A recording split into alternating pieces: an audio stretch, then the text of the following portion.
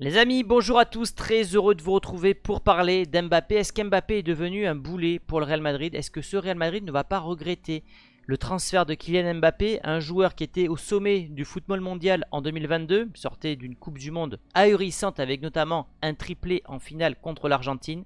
2 ans plus tard, ce joueur est méconnaissable physiquement, psychologiquement. Et on est à se demander si le Real ne va pas regretter finalement ce transfert et s'il ne va pas devenir un boulet. Je rappelle que le Real est champion d'Espagne, champion d'Europe. Ce sera difficile de faire mieux. Et est-ce qu'avec ce Mbappé là, tu vas pas te poser plus de problèmes que de solutions? On va répondre évidemment à tout ça. On parlera également des numéros, des nouveaux numéros concernant les joueurs du Real Madrid. Et pourquoi c'est important? Parce qu'il y a une véritable histoire dans ces numéros là, un héritage dans le Real Madrid, et donc je vais vous partager les tout nouveaux numéros qui sont sortis concernant les joueurs du Real Madrid. Et on terminera par une bien mauvaise nouvelle qui est sortie hier soir. On en parlera dans l'actualité Real Madrid. On commence par la presse espagnole d'un côté, la presse française de l'autre. La presse espagnole qui jubile puisque possibilité pour les Espagnols de gagner un 4e euro, ce qui serait un record unique.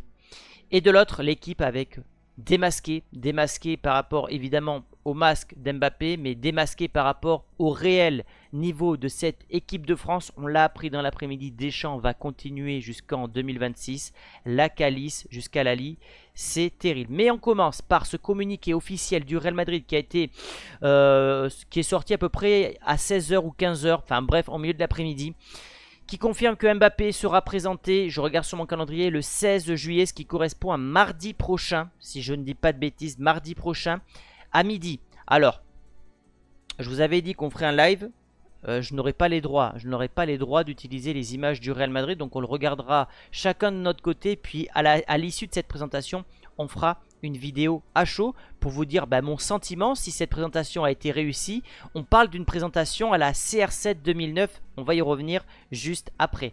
Mais on va revenir sur ce cas Mbappé. Est-ce qu'Mbappé est un boulet, va devenir un boulet pour ce Real Madrid? À l'image de cette image, comment dire, c'est que Mbappé il a complètement raté 7 euros. Un but inscrit, je crois que d'ailleurs que j'ai la stat juste après d'ESPN. Il a fait une passe décisive, 0 but dans le jeu. Un joueur méconnaissable. On pensait qu'à l'issue de cette saison cauchemardesque avec le Paris Saint-Germain, où il a loupé la préparation physique, où il y a eu une forme d'harcèlement moral de la part des dirigeants du Paris Saint-Germain, un joueur qui certes a toujours des statistiques très élevées, mais qui est en l'incapacité aujourd'hui de faire de la différence individuelle, un joueur qui en plus de ça ne s'est pas renouvelé, ne s'est pas diversifié au fur et à mesure des années. Je parle d'un jeu de tête, je parle des coups francs, je parle d'une nouvelle technique de frappe, je parle d'une autre façon de dribbler ses adversaires. Alors il a évidemment mis au point toute cette façon de dribbler comme il avait auparavant, sauf que il a perdu en vitesse. Moi j'ai l'impression de voir un joueur qui habituellement, d'après ce que je me suis renseigné, fait 75 kg. J'ai l'impression qu'aujourd'hui il fait plus aux alentours de 80 kg. Un joueur qui est donc moins aérien, un joueur qui est moins félin. Ça se ressent sur le terrain. Évidemment, touché parce que tout ce qui lui est arrivé au PSG, ça n'aide pas pour être dans les meilleures conditions. Est-ce qu'il ne se cherche pas des excuses aussi? Est-ce qu'il a été professionnel jusqu'au bout, sachant qu'il a joué un match sur 2 avec le Paris Saint-Germain? Ça lui laisse aussi du temps pour se préparer. J'ai pas trouvé un joueur affûté pour 7 euros. Un joueur qui s'est pété le nez lors de 7 euros. Donc il y avait plein aussi de circonstances atténuantes envers Mbappé, mais on ne va pas lui trouver des excuses puisque, à mes yeux, depuis sa carrière, le début de sa carrière professionnelle, c'est sa pire saison. Et il arrive à la moitié de sa carrière. Sa première partie de carrière a été excellente. On était dans les arrêts de jeu là et il a raté ses arrêts de jeu. Maintenant il y a une mi-temps. Il va devoir se reposer cet été, souffler, se réoxygéner. Et il va entamer une deuxième partie de carrière du côté du Real Madrid où il va devoir se renouveler, faire dans une équipe qui a tout gagné. Je pense à ce trio-là qui a bien réussi cette année. Alors peut-être moins Rodrigo, mais en tout cas Bellingham, Vinicius, ça a fonctionné. Et comment le Real Madrid finalement va incorporer un Mbappé qui, on le sait, a un boulard énorme. Il va devoir se remettre en question. Je ne me fais pas de soucis par rapport à ça parce que je pense qu'Mbappé aura l'intelligence et l'humilité à un moment donné de se dire le club est plus grand que moi. Peut-être qu'il prendra du pouvoir au fur et à mesure, mais on sait qu'avec cette équipe-là ça marche. On ne sait pas si avec Mbappé ça ne marche pas. C'est en gros, on sait ce qu'on perd, on ne sait pas ce qu'on gagne. C'est un peu ce que je veux vous faire dire à travers cette vidéo. Et oui, il y a un entraîneur qui est resté aussi, qui a été prolongé, c'est justement pour gérer cette transition-là, avant pourquoi pas un Xabi Alonso, mais Ancelotti va avoir des cheveux blancs, parce que gérer un Mbappé, c'est gérer un joueur qui prend de la place énorme dans un vestiaire, c'est gérer un joueur qui tactiquement veut jouer à gauche, mais il y a déjà Vinicius, quand il est dans l'axe, il va repiquer à gauche, ce qui fait qu'il manque cruellement de présence dans la surface. C'est un joueur qui ne défend pas du tout, donc oui, ce joueur t'apporte des solutions par son talent individuel indéniable, mais c'est un joueur qui t'apporte beaucoup de problèmes. On l'a vu avec le Paris Saint-Germain, on l'a vu avec cette équipe de France. Tu ne sais plus où mettre Mbappé, tu organises toute une équipe autour d'Mbappé, mais finalement, on l'a vu avec le Paris Saint-Germain, ça ne gagne pas la Ligue des Champions, et en équipe de France, mis à part cette Coupe du Monde 2018, tu n'as pas remporté d'autres trophées, donc ce joueur pose des problèmes, d'où le titre, est-ce qu'Mbappé ne va pas être un boulet pour ce Real Madrid l'année prochaine? J'ai mis cette image-là du Paris Saint-Germain, parce qu'à mes yeux, ça a été le déclic, dans le mauvais sens du terme, pour Mbappé.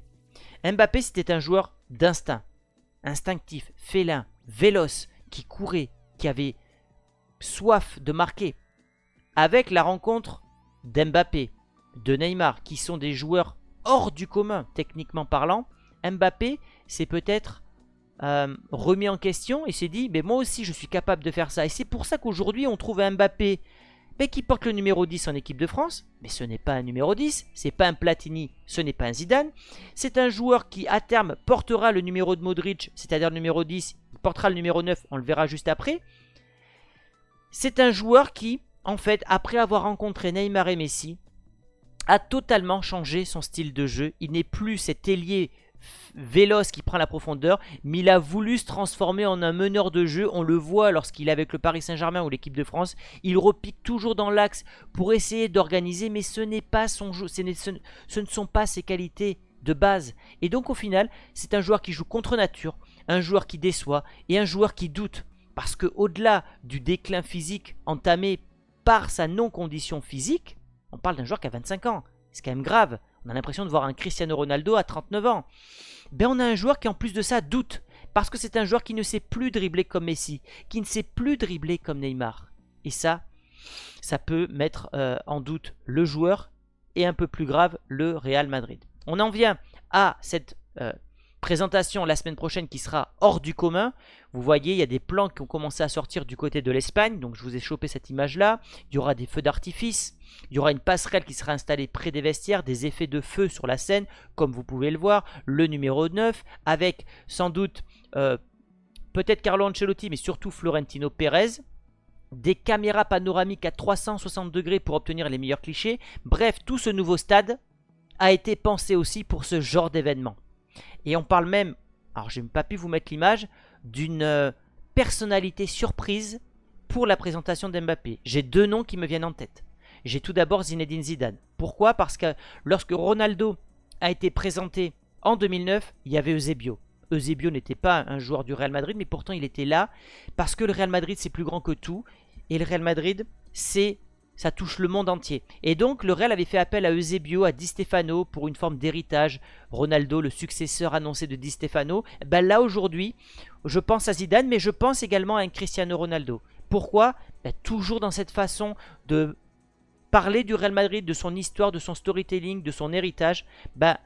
Ronaldo était l'héritier de Di Stefano et on sait que Mbappé veut être l'héritier de Cristiano Ronaldo. Donc je pense à ces deux noms, soit Zidane, soit Cristiano Ronaldo. On aura évidemment la réponse la semaine prochaine. N'hésitez pas à me faire part de vos avis dans les commentaires si vous avez d'autres infos.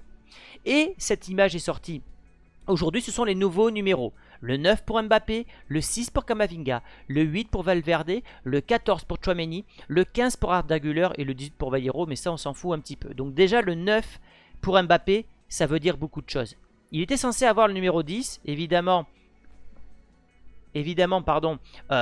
Modric reste, donc Modric va garder ce numéro-là, mais c'est le numéro de Ronaldo Nazario, c'est le numéro de Cristiano Ronaldo pour sa première saison je sais pas, ah, j'ai pas l'image, c'est dommage, pour sa première saison du côté du Real Madrid. Et c'est évidemment le premier numéro 9 depuis Karim Benzema, puisque l'an passé, le Real avait fait une saison sans numéro 9. Joselu, pardon, avait hérité du numéro 14. On a donc l'héritage au complet, ça y est, Ronaldo est devenu Vinicius, Benzema est devenu Mbappé, Gareth Bale est devenu Rodrigo. Là pareil, je vous demande quel trio vous préférez. Moi évidemment, en tant que vieux con, en tant que nostalgique, je préfère le trio du haut. Plus complémentaire, plus charismatique, mais le trio du bas a le temps de se mettre en place, sachant qu'il ne compte pas encore Bellingham sur cette photo. Est-ce qu'on jouera en 4-3-3? Est-ce qu'on jouera en 4-4-2? J'aurai l'occasion de faire des vidéos à ce sujet la semaine prochaine. Le numéro qui a changé aussi pour Valverde, c'est qu'il a hérité du numéro de son mentor, et c'est pour ça que l'histoire est belle. On sait que Valverde, son mentor, c'était Tony Kroos. Kroos, au moment de partir, a dit « Je laisse mon numéro à Valverde ». Et donc Valverde va hériter du numéro 8. Et ça, je trouve ça magnifique. Et le Real avait déjà préparé ce numéro, ce maillot, lors du dernier match pour ce genre de photo. Donc rien n'est laissé au hasard côté Real Madrid. Il faut que vous en rendiez compte. Donc en tout cas, Valverde aura le numéro 8. Et donc le numéro 15 est libre. Je vous ai dit hier que ce numéro pourrait revenir à Euro parce que Euro porte le numéro 15 du côté de Lille. Ça ne sera pas ça puisque c'est Arda Güler. Voilà, donc ça a été Carvajal, ça a été Valverde et c'est donc Arda Güler qui portera le numéro 15. C'est bien parce qu'il n'a pas encore le niveau, le niveau et l'expérience pour avoir les numéros phares du Real Madrid. Donc voilà, étape par étape, Valverde a gagné ce droit d'avoir le numéro 8 du Real Madrid, un numéro mythique. Arda Güler a le numéro 15, qui est un numéro, pas de second couteau, mais de jeune loup. Et maintenant qu'il a ce numéro-là, il devra rester à Madrid, prouver que c'est un leader, et il héritera un peu plus tard, je l'espère, de numéros comme le numéro 8, ou pourquoi pas le numéro 10. Le numéro 14 est aussi un numéro avec beaucoup d'héritage. Évidemment, Xabi Alonso, l'un de mes joueurs qui m'a beaucoup marqué lors de la dernière décennie. Casemiro, l'homme qui a gagné énormément de Ligue des Champions avec le Real Madrid. Et donc désormais Tchouaméni, qui passera donc du numéro 18 au numéro 14. Là aussi, petite récompense pour lui. Ça fait 3 ans qu'il est à Madrid maintenant. Il va entamer sa 3e année. Il va hériter d'un numéro avec beaucoup de responsabilités. Ce numéro de sentinelle où d'autres joueurs avant lui ont brillé. Alors Tchouaméni a également remporté la Ligue des Champions avec le Real Madrid. Mais à mes yeux, il reste largement en dessous aujourd'hui d'un Casemiro ou d'un Xabi Alonso. Il est jeune, il a le temps de progresser et c'est tout le malheur que je lui souhaite. Le bonheur que je lui souhaite, pardon. Et on termine les amis par cette mauvaise nouvelle. Et c'est pourquoi le mercato de Madrid risque encore une fois de bouger. C'est que la blessure d'Alaba est plus grave que prévu. Alors vous le savez, l'été dernier on a eu 3 ligaments croisés. Courtois, Militao et Alaba. Les 2 premiers sont revenus assez tôt. Le dernier a du mal à revenir. Et visiblement, d'après le journal du Real, donc Pablo, qui est déjà venu sur la chaîne, il devrait revenir pas avant 2025. Ce qui veut dire qu'aujourd'hui, on n'a que 3 défenseurs. On a que 2 défenseurs. On a Militao et Rudiger. Possiblement Lenny Yoro qui est censé, pareil, arriver la semaine prochaine. C'est l'info que je vous ai partagée hier dans ma vidéo. Donc on n'aurait que 3 défenseurs.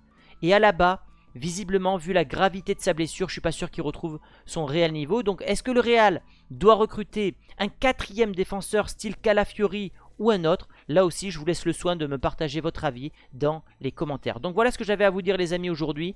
Donnez-moi votre avis par rapport à Mbappé. Est-ce que vous avez confiance? Pour moi, je vais vous dire, je vais être très clair, c'est soit il se relance à Madrid dans les premiers mois, il se repose, il se relance, nouveau club, nouveau pays, nouvelle atmosphère.